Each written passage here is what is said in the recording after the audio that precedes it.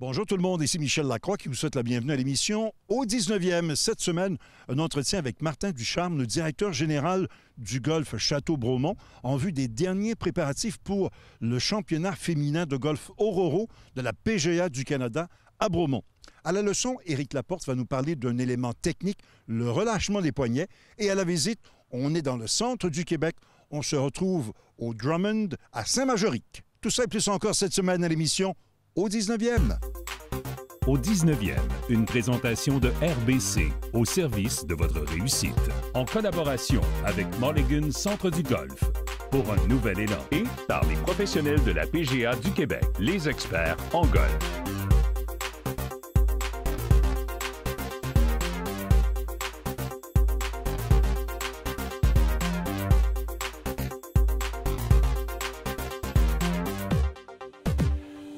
En compagnie de Martin Ducharme, directeur golf Château-Bromont. Martin, c'est un plaisir de te retrouver pour un événement très spécial, championnat national féminin Ororo de la PGA du Canada à Bromont. Oui. Tu as depuis plusieurs années l'habitude de participer et de contribuer à des événements, l'invitation Bromont. On change de formule cette année. Oui. Il y a une participation PGA du Canada et Golf Québec. Comment le tout s'est concrétisé? Bien, c'est un beau jumelage. Première des choses, c'est que la PGA du Canada cherchait un endroit pour présenter l'événement. Et nous, ça fait plusieurs années, Éric Couture de Golf Québec et moi, il faut bien comprendre que c'est notre petit bébé, l'invitation Bromont. On a parti ça au début. On voulait créer un événement féminin. Ça n'existait pas au Québec, un événement féminin. Et ça n'existait pas au Canada, un autre événement féminin, à part que le championnat de la PGA du Canada. Donc, on a approché PGA du Canada et on leur a offert de se joindre à notre tournoi Invitation Bromont. Ils étaient surpris, ils ne s'attendaient pas à ça, ils ont été déboussolés pour finalement comprendre que c'était la meilleure move qu'ils pouvaient faire. Pour l'élite canadienne, à ce moment-là, de se joindre et de jumeler les deux organisations ensemble. Ça va être la première fois que les deux vont être jumelés ensemble dans un événement qui est 100% féminin. Et moi, pour moi, bien, c'est un cadeau. C'est un cadeau pour le 5e événement d'arriver à jumeler PGA du Canada, Golf Québec, dans un événement où on va avoir une bourse totale de 100 000 $. Et ça, pour les femmes, vraiment, je suis extrêmement fier de ça. C'est incroyable. Comment tu fais pour attirer l'élite féminine, autant amateur que professionnelle? Il n'y a pas juste la bourse, là. Il y a d'autres petits à côté qui font en sorte que ça rehausse. Effectivement. Donc, la première position, la gagnante, va se retrouver au CP Open à Ottawa. Donc, elle s'en va direct là. C'est un free pass pour le CP Open. Je vais dire un peu comme Caroline Sio me dit, Martin, c'est le rêve d'une vie de pouvoir gagner cet événement-là puis se ramasser avec les grandes de la LPGA. Et c'est ça qui est formidable avec l'événement. Autre changement aussi, le championnat national féminin était sur 36 trous disputés sur 2 rondes. Effectivement. Là, c'est 54 trous, mais c'est davantage du côté amateur qui a dicté cette décision-là. Oui, à cause du système de points, quand on parle du système... classement amateur. Exactement. Donc, ça prend 3 rondes. Et là, PGA Canada a dit « Oh, attendez un petit peu, OK, on va accepter ça. Il n'y a pas de problème, on va accepter ça. » Mais en réalité, c'est sur 4 rondes, parce que la première ronde, c'est le Pro-Am. Et on donne une bourse à chacune des professionnels pour participer au Pro-Am. Puis on invite les gens à s'inscrire au Pro-Am. C'est important de pouvoir remettre un peu d'argent aux professionnels supplémentaires, mais aussi de pouvoir vivre cette expérience-là, de jouer avec l'élite féminin. Tu l'as bien mentionné, on va travailler avec les amateurs et les professionnels. Oui. Puis je peux vous dire qu'on peut avoir des grosses surprises parce qu'on a du calibre de jeu au Canada chez les femmes surprenant. Et ça va être intéressant. Ça va vraiment être intéressant. Les Québécoises, en terminant, à surveiller pour la compétition. Bien, Caroline Sio. Caroline Sio qui empoche les 2 derniers événements. Caroline, qui est notre professionnelle en titre ici pour les tournois. Elle se pratique à tous les jours. Valérie Tanguay, José Doyon, Sarah Réaume. Oui. On va surveiller. Mais vous allez surveiller parce que c'est gratuit. Puis je vous encourage à venir voir l'événement du 28 juin au 1er juillet, grande finale le 1er juillet. Puis on vous promet des frissons dans ces 4 jours-là. Merci, Martin. Ça fait plaisir. Merci à toi. Émilie, on est encore dans nos anniversaires pour notre question quiz cette semaine. Notre date cible, c'est le 22 juin. Pourquoi? C'est celle de Dustin Johnson, qui est âgé de 38 ans, puissant golfeur américain qui, année après année, continue d'être l'un des meilleurs golfeurs sur la planète. Et la dernière fois où il n'a pas été dans le top 10 mondial, il faut quand même revenir au début de l'année 2015, ce qui m'amène à notre question quiz de la semaine. Au cours des 6 dernières saisons, combien de victoires Dustin Johnson a-t-il obtenu sur le circuit de la PGA? A. 11, B. 15 ou C. 19? La réponse après la pause.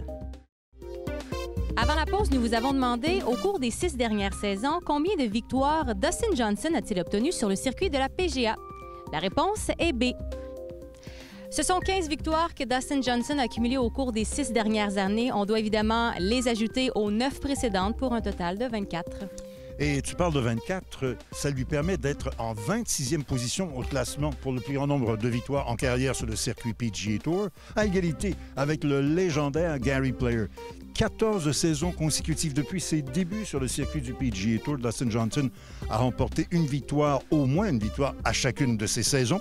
C'est lui d'ailleurs qui domine à ce chapitre pour les joueurs qui sont toujours actifs. Il est cependant à 3 saisons à court d'être à ex-aequo avec nul autre que Jack Nicklaus et Arnold Palmer. Mulligan Centre du Golf présente la capsule équipement. Mulligan Centre du Golf pour un nouvel élan. Salut tout le monde! Deuxième chronique équipement à propos des fers droits, deuxième de 2. La semaine dernière, Sylvain, on a fait le tour des nouveautés chez TaylorMade et Cobra. Cette fois, Odyssey et Scotty Cameron. Mais avant de parler des nouveautés, je veux parler un peu d'ajustement. Qu'est-ce que tu vois le plus fréquemment dans les sacs de golf des amateurs? Que c'est le fameux fer droit et le bâton le plus négligé. On focus beaucoup plus sur un bois de départ. On veut la frapper loin. On veut la frapper très loin, mais quand on arrive au niveau du verre, on a plus de difficultés. Fait que l'important, c'est surtout d'avoir le bon col.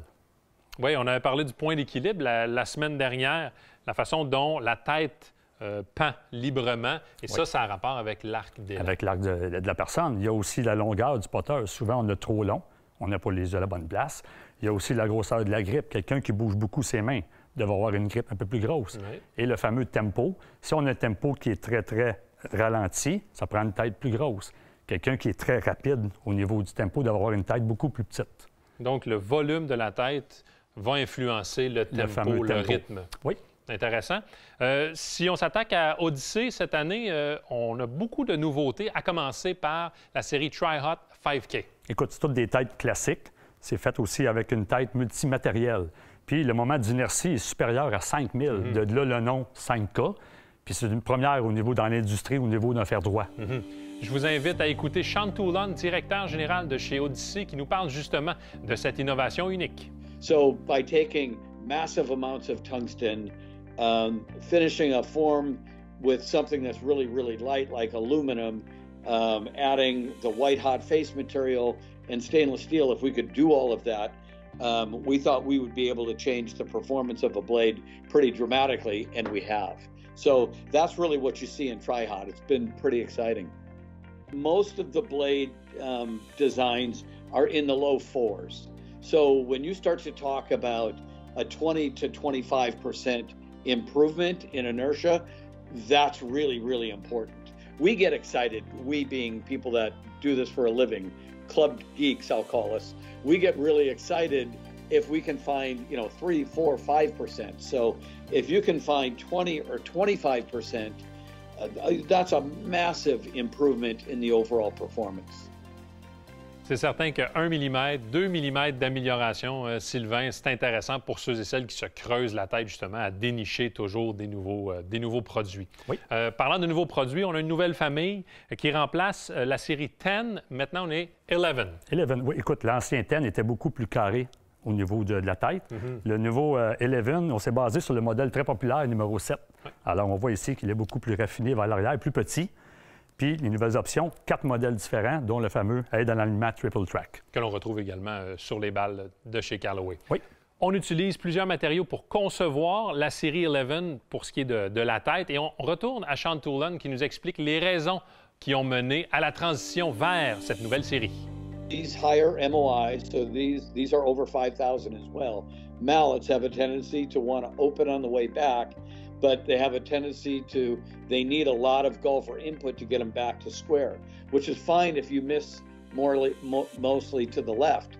But if you have a right bias, which most golfers do, they're more difficult. So we took these weights, which are tungsten weights, moved them to the front, and now get the CG so it's closer to the front. That helps you with distance control. It helps you reduce side spin on mishits, and it gets the putter to release a little bit more. So exactly what we had talked about before with the Tri-Hot 5K. It's just a mallet now that will really respond a little bit more with a little bit less impact to the golfer and really help you with your miss bias. Même sur les roulés, c'est une question de limiter les dégâts, surtout lorsque l'impact n'est pas tout à fait centré. On termine avec Scotty Cameron, la série Phantom X, Sylvain, qui est sur le marché depuis 3 ans. On a ajouté quelques modèles l'année dernière et on en a ajouté davantage cette année. Écoute, les modèles de fer droit populaires sur le circuit sont emmenés au public maintenant. Alors, 10 modèles. Certains ont été raffinés et d'autres sont complètement nouveaux. Oui, par exemple, les modèles X5 et X5.5. Tout comme 7 et 7.5 ont été légèrement modifiés, tandis qu'on a vraiment des nouveaux modèles qui étaient utilisés, comme tu l'as mentionné, par exemple, Patrick Cantlay et Justin Thomas, et qu'on va pouvoir se procurer. Oui, le 9, le 9.5, le 11 et le 11.5. La différence au niveau de la numérotation, donc entre un modèle X5, par exemple, et X5.5, c'est uniquement, ce n'est pas au niveau de la tête qu'il y a une différence, mais au niveau du col. Au niveau du col, oui.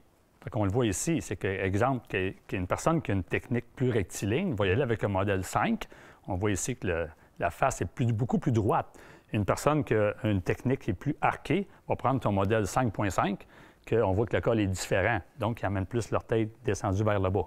Donc, le même modèle, mais avec des options différentes au niveau du mouvement qui est créé par les golfeurs ou la golfeuse. Pour plaire à plus de golfeurs. Exact. Merci Sylvain. Ça fait plaisir. Toujours intéressant. On se voit la semaine prochaine et on parle des nouveautés du côté des cocheurs, des wedges. Soyez là.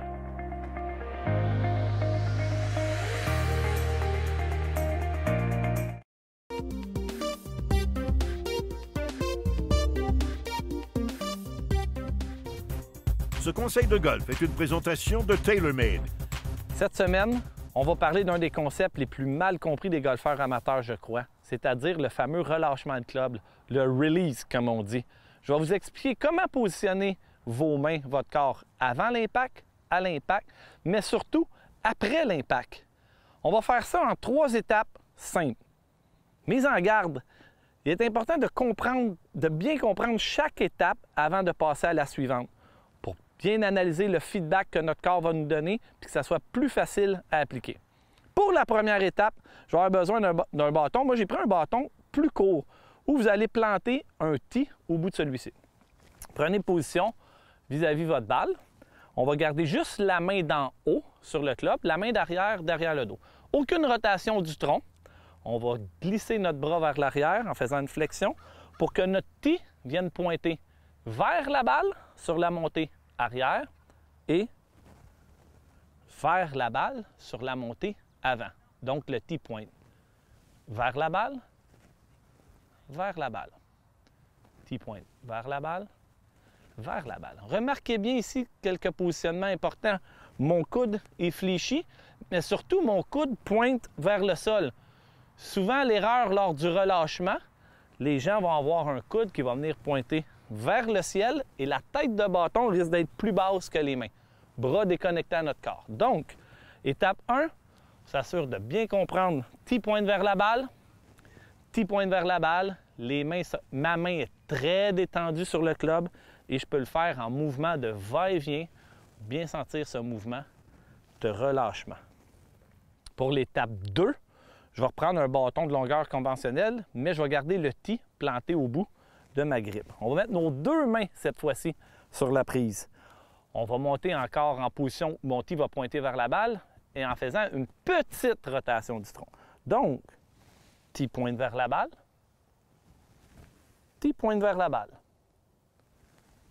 tee pointe vers la balle, tee pointe vers la balle. Vous remarquez encore une fois que mon coude est fléchi et mon coude pointe vers le sol. Ma tête de bâton est plus haute que mes mains. L'erreur courante que je vois en cette position-là, c'est un coude pointant vers le ciel et le bras décollé, ou que la tête de mon bâton est égale à mes mains. Tee pointe vers la balle, tee pointe vers la balle. Un truc pour bien ressentir ça, lorsqu'on a deux mains, détendez vos mains sur la prise. Détendez vos mains sur la poignée. Regardez la tension que j'ai dans mes mains. Très doucement, je laisse balancer ma tête de bâton. Tee pointe vers la balle, tee pointe vers la balle. Lors de la troisième étape du relâchement de club, il faut incorporer une meilleure rotation du tronc qui va produire une plus grande vitesse de tête de bâton à l'impact. Vous allez remarquer lors du relâchement et en élan complet que les mains des golfeurs vont être loin du corps. Donc, une plus grande amplitude de notre élan, donc une plus grande vitesse de notre tête de bâton à l'impact. Donc, encore une fois, on revient avec notre tee qui pointe vers la balle en faisant une meilleure rotation de tronc. Et sur l'élan avant, tee pointe vers la balle, mais cette fois-ci, les mains sont loin de notre corps.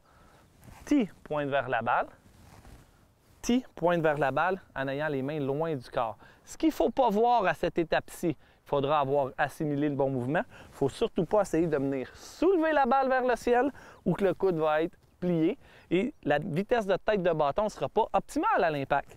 Donc, tee vers la balle, tee vers la balle. Vous allez commencer à entendre un vouf au moment de l'impact, au moment de votre exercice. C'est un indicateur qui dit que votre tête de bâton commence à prendre de la vitesse. Tee vers la balle, tee vers la balle. Autre indicateur facile à reconnaître pour vous, c'est que votre gant est sous votre main arrière. Vos avant-bras viennent faire un X lorsqu'ils sont à la hauteur de vos épaules. Tee vers la balle, tee vers la balle. Le X avant. En terminant, si vous regardez le golf à la télé, vous allez voir les golfeurs en attente balancer leur bâton ici. Ils sont en train d'assimiler le mouvement à faire lors de leur prochain coup. Si c'est bon pour eux, ça peut être bon pour vous. N'oubliez pas de vous amuser en pratiquant, mais surtout, bon golf!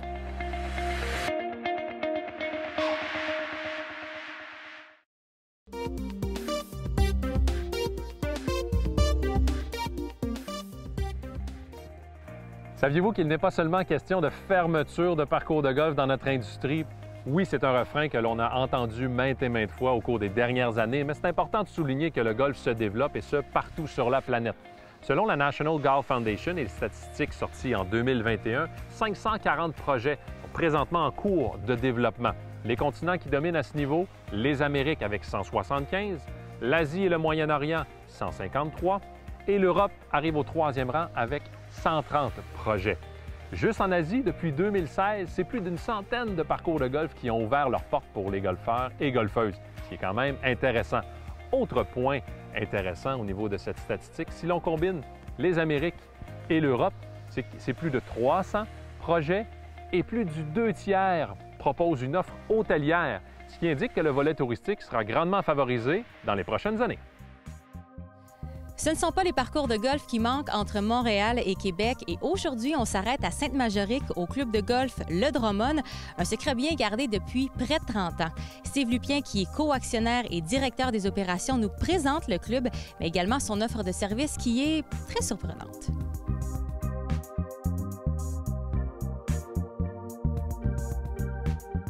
L'histoire du club de golf, ça remonte à la construction en 1990-91, l'ouverture 92, donc 2022, déjà 30 ans d'expérience. Avec le temps, évidemment, il y a eu beaucoup de changements qui se sont faits, beaucoup de propriétaires. Chaque propriétaire a emmené sa vision, son style de parcours qu'il voulait dessiner. Et puis, on est rendu aujourd'hui, depuis 2018, un nouveau groupe de propriétaires qui continue dans la même veine. C'est un club de golf style écossais. Alors, c'est très, très vaste. Les allées sont vastes, les verts sont immenses. C'est très facile à jouer, très facile à marcher, surtout. C'est un club de golf qui compte jusqu'à 7 terres de départ. Tout le monde peut y trouver son compte, que ce soit les débutants, les amateurs, même les professionnels.